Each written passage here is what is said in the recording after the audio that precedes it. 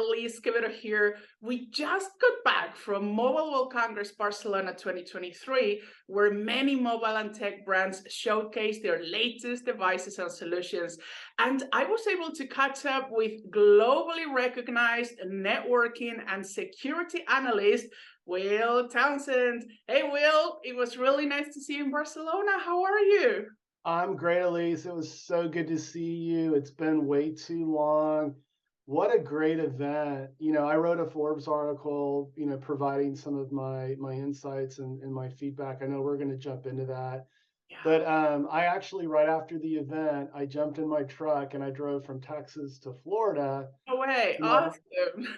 to my home in the Florida Keys. That's why maybe my complexion looks a little red, but I Yes, haven't get a been to little the bit beach. tan. You're red now. You're getting into the tanning part.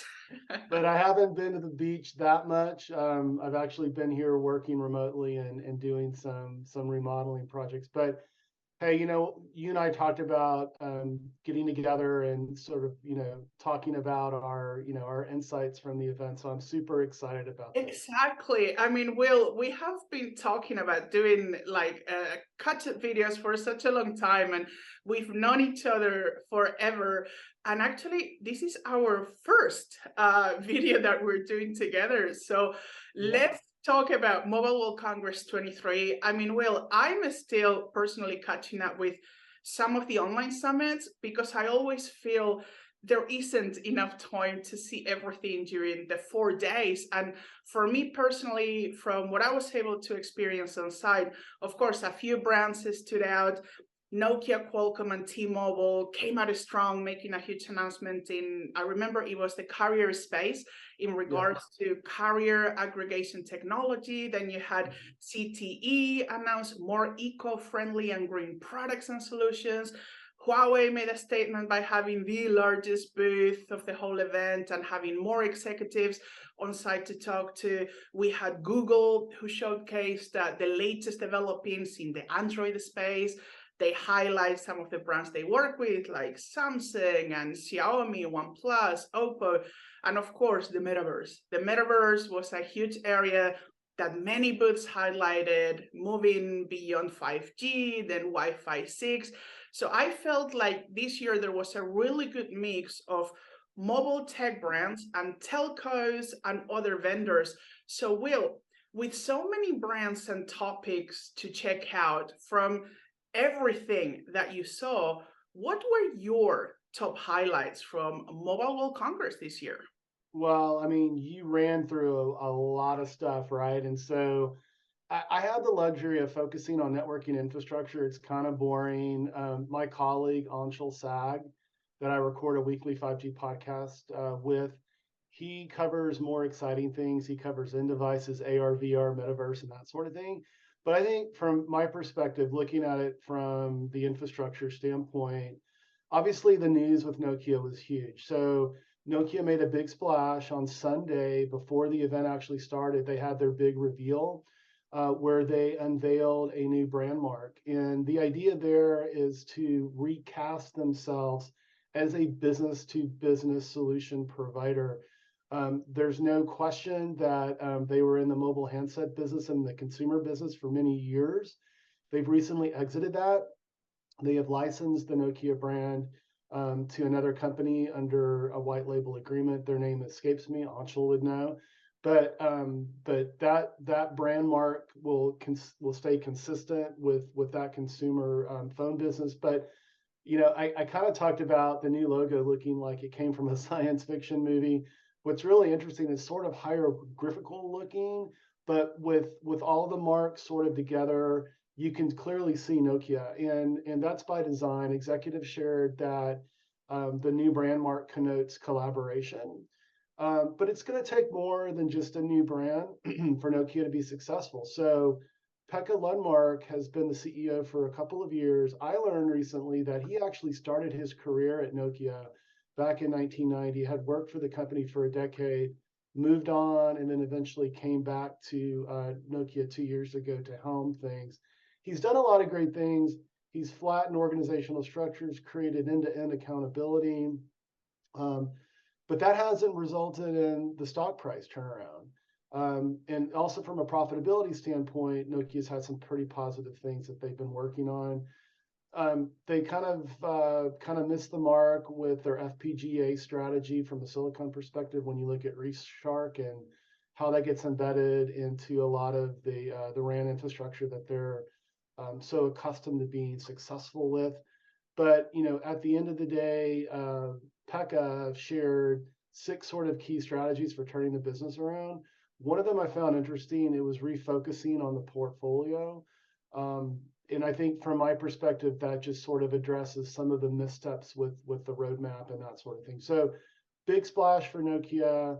I think it's the right way to sort of embark on a new journey to go after the enterprise.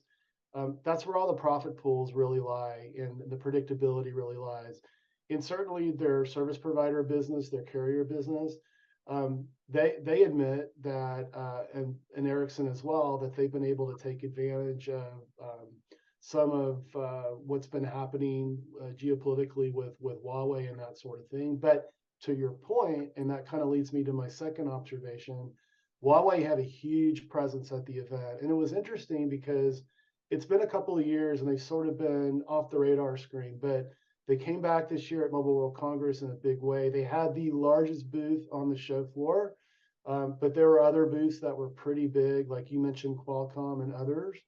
But really what struck it for me was it's not the size of the booth or the presence, and it's not about talking about, AI and, 5G, although those are all very important things. For me, it really comes down to use case. And one roundtable that you and I attended was one around smart mining and Botswana and what's happening in Botswana between De Beers and the mining operation and Huawei. And during the pandemic, Huawei came in and helped Botswana move its infrastructure that's been somewhat cobbled together with 4G LTE into 5G to do a lot of innovative things around autonomous piloting of mining vehicles, as well as computer vision smart cameras to improve safety and that sort of thing. And even, Huawei spoke about their development of a substance coating for the smart cameras at Botswana that actually repels dust, because obviously mining operations are very dirty, and that would obstruct visibility and reduce the ability to use computer vision type applications and apply AI and that sort of thing to improve safety and whatnot and productivity. So I found that really compelling. It seemed to me that Huawei is using that as a benchmark, and I kind of joked in my Forbes article that I wrote after the event. And by the way, if you want to check it out, go hit my Twitter feed at Will Townsend Tech. You'll find the article there.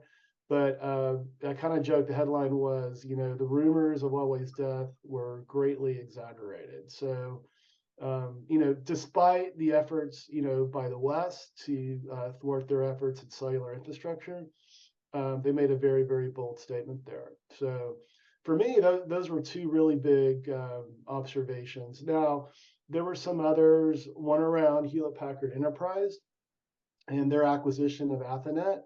And I actually got to spend 30 minutes with HPE's CFO, Tarek Ravati. And Tarek is incredibly knowledgeable about the telecommunications industry for a CFO, but he also told me that he's in charge of strategy for Hewlett Packard Enterprise. And Athonet, I believe, brings core infrastructure to HPE so they can provide a total 5G, private 5G solution. That's a big trend that was discussed at Mobile World Congress, and allow them to compete with the likes of Cisco and others that have a complete solution, especially from the core networking infrastructure perspective. Because right now, from my perspective, when you look at private 5G, what's happening is from the RAN perspective, it's sort of pick your player, whether that's an Airspan Networks or a JMA or whoever, but you have to have that core infrastructure. So I think this will allow HPE to compete very favorably. And HPE is also a leader in IT consumption services with GreenLake. And so this is a natural sort of adjacency to offering a 5G as a service, solution. So, and then finally, and I know we've got some other things to talk about as well. Private networking certainly a big topic of conversation at the event, but fixed wireless access as well. And the whole notion of using 5G point to point to provide broadband services to homes and businesses. A lot of activity around that. I spent time with Qualcomm. They're already on their third generations piece of silicon, supporting faster, cheaper, better fixed wireless access, CPE units. And there's no argument that, look at the success of T-Mobile in the United States, over 2 million subscribers. They may be getting closer to 3 now with its fixed wireless access service. Again, I think, this is another area where I really look at fixed wireless access as kind of the first emerging killer 5G use case. But I'm going to stop talking because I've been talking too long. See, it's always hard when you come to an event of this size and you want to do a little highlights video. We could be talking for 2 days and we still wouldn't be finished going through every hall and every brand. But the one thing you actually mentioned was case studies, the real use cases, which is something I also mentioned pre-Mobile World Congress this year, that what I wanted to see was less theory and more implementation. And I think you would agree that I think we got that this year. We definitely saw more brands bringing more case studies, more real usage, such as mining or such as, Nokia doing these things that are now, not in 2 years, not in 5 years, which every tech company can talk about, but how are we implementing things now? So when it comes to Mobile World Congress, Will, from your perspective, why is it so important to continue to have these type of events face to face and not just online? That's a great question, Elise. And I think just, my personal experience during the pandemic, where for 2 years there was no travel and everything was virtual. And from my perspective, that sort of helped bridge the gap. But, there's no replacing human interaction. I've done so many and had so many great conversations over dinner. And let me give you an example. So I had dinner with the Nokia team and was able to meet with several executives and had some great conversation over tapas and probably a little too much red wine. But again, it's that interpersonal thing that you just can't replace with a Zoom call. And then also, just from my perspective, as an analyst, how I monetize what I do is I do a lot of advisory work, and I advise some of the largest, networking and, service, enterprise networking and service provider infrastructure providers in the world. And just being able to be in one place and to be able to meet with everyone. And I tend to overschedule myself when I go to Mobile World Congress, but it was exciting. I mean, this year I read the GSMA reported that they had about 100,000 attendees, just shy of that, which isn't quite back to the pre-pandemic level, but it really demonstrates that everyone in our industry, validates the need to have these personal, opportunities to come together, to meet, to go into booths, to do demos, and to have, really relevant conversations. And to your point, I agree with you. This year, really for me, focused on use case, and I kind of alluded to this when I was talking about Huawei. It's great to talk about 5G and the architecture and the device support and that sort of thing, but I think people tend to forget that we started this journey in 2018, right? And in the U.S., you could argue in the U.S. and and South Korea, there was somewhat of a lead. I think Europe continues to be challenged with 5G deployment because every country manages its spectrum auctions individually and it has its individual requirements, and you've got a higher level of bar to reach with GDPR and privacy and all of that. So, but Europe is catching up, and we're seeing, we saw major announcements at the event from the mobile network operators, from Rakuten, from Vodafone, from Telefonica, and it's all beginning to come together. And for me, focusing on the use case, to your point, that's where that just really demonstrates the power and value of what 5G can deliver. Absolutely, Will. And when it comes to these face-to-face events, just to give my perspective as well on this one, for me, it's about trust and getting to know the person. Because when we do business, just like you also said, I personally believe that same as you, no amount of Zoom, technology, or innovation is ever going to replace the feeling you get from that face-to-face meeting. And although I'm very pro technology and being able to be a digital nomad, I mean, oh my God, I love being a digital nomad. Would You not are change the the nomad. You world. live in Spain. Yeah, you live in Exactly, travel Spain. around You the live in world. London. I do believe, of course, in the hybrid space, meaning we will always need some face-to-face interaction to continue building trust. And well, I mean, you've known me for quite a few years now. I'm quite old school, where a handshake and my words do mean something.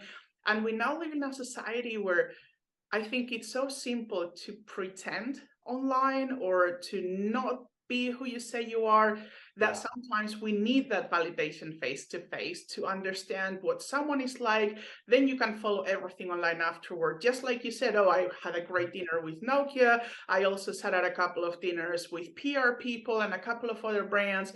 For example, there are people I've worked with just like you during the pandemic that I've never met in person yet. And during the Mobile World Congress, I was able to meet so many of them. And the consensus is always the same. Oh, it was so great to meet you face to face. Now that we know you a bit more, we can do more. So for me, events like MWC are very powerful because they bring pretty much the whole world together from nearly every country in the world. I mean, Will, how many were this year? 190, I think, GSMA released that came together. And where else do you have the opportunity to do that in business? So quick shout out to GSMA for putting this together for so many decades. I mean, thank you guys for allowing us to all come together at these events.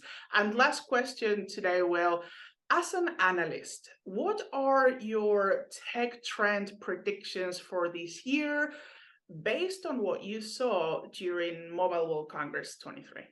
That, Elise, is a great question. Boy, I could spend another hour talking about that. But I think at a high level, some of the trends I'm witnessing and seeing are one, truly now the adoption of massive industrial IoT. One of 5G's superpowers is massive device support over LTE. And so we've been talking about IoT for quite some time. There have been some challenges and companies finding ways to monetize it, like the Semtex of the world. But, with Semtech's recent acquisition of Sierra Wireless, they're recognizing that, to address the market, it's going to require more than LoRaWAN. And so Sierra brings 5G to the portfolio there for them. So, and that's just one example. But I think the adoption of massive IoT is one big trend. I think another big trend is going to be around security. So as IoT sort of grows, that expands sort of the network surface, that increases the threat surface as well. And so there's going to have to be a focus on higher levels of security. We're already seeing that trend in the enterprise side, beyond just private networking considerations, cellular within the enterprise. So looking at just, sort of Wi-Fi and that sort of thing, you're seeing security being integrated into the overall networking stack. And even though 5G has dramatic encryption improvements over LTE, there's going to have to be more done to implement security and integrate security within the infrastructure. So I think that's another trend you're going to see. And in fact, this week, I read a report where the U.S. government has issued some new cybersecurity guidelines for airports and airline operators in the United States, and basically deeming air travel as critical infrastructure. And if you think about it, it is as critical as telecommunications, because in order for companies to operate, in order for people like you and I to travel to Spain from, whether you're in London or you're in Saragossa or, I'm in Austin, we have to be able to fly and do so safely. And I won't even get into the altimeter, debate between the FAA and FCC in the U.S. That was sort of a clown show last year. Hopefully that's been put to rest. But that's the other big trend I see is, just, the overall need to integrate security into the networking stack and didn't really go beyond what 5G has done from an encryption standpoint. So my two hot takes. How about yours? Well, for me, wow, it's really hard. Of course, for me, I look more from the digital perspective. And I Yeah. think it was at a dinner where we were talking about the metaverse, for example, and I was discussing how we need to be very careful with these new technologies that are, in a way, isolating people, because it's not so much about the people behind the tech and the adults that created. I always say that we need to look forward to the generation of tomorrow. And I'm always very pro that making sure that technology is safe. So I have a feeling that we're going to start to see more brands having more awareness as to how to use tech in the right way. The minute we go from the analog era or from networks to now putting it on what we call the metaverse, call it whatever you want, because I'm sure this is going to change throughout the years. And other trends, of course, are that I think we're going to see more use cases. I think brands are now understanding we have to stop talking and we need to start doing. Yeah, no, I agree. And it's interesting you bring up AI because look at all all of the attraction around conversational AI, right? With like Bing AI and Bard and GPT or whatever. By the way, at my firm, Moor Insights and Strategy, we do have an expert that focuses on quantum and a little bit of AI, but yeah, I mean, these AI workloads are going to drive and put further pressure on networks, including mobile networks. And so the operators and carriers and communication service providers have to be prepared for that. And at the same time, you're right, that's the infrastructure. And on the other side, it's sort of doing things digitally correct, right? And ensuring that isolation doesn't occur and that sort of thing, and really using technology for good, right? And that's probably a final theme that I'll leave you with, is that I saw a lot of companies really focused on sustainability and tech for good. Cisco in particular, I had an opportunity to meet with their executive leadership team, Chuck Robbins, Jonathan Davidson, that runs both enterprise and service provider now.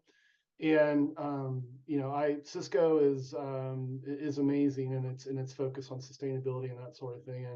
And I'll also sort of tease this out.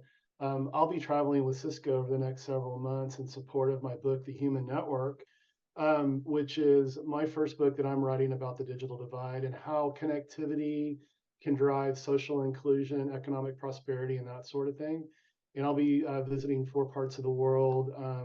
And that book will be publishing at the end of this year, early next year. So I'll throw that out. If you want to learn more details, you can hit my Twitter feed as well at Will Townsend and learn more. But with that, Elise, it's been a great conversation. I always love, seeing you and talking technology, and it's just been wonderful to see you again. Absolutely, Will. And you are spot on. I mean, again, we both kind of in a way grew up without tech. So we know both worlds, what it means to have tech and what it doesn't. And I think this is why tech for good, no matter what part of the industry you're in, continues to be so important. And yes, green ICT, more brands going eco, more brands going green, and understanding that we have one planet and we need to take care of it no matter how much we evolve. So there you have it, more insights from what we experienced during Mobile World Congress 23. Make sure you follow the amazing top analyst Will at Will Townsend. The handle will be on top, and the description, you will find his link for more insights in the tech industry.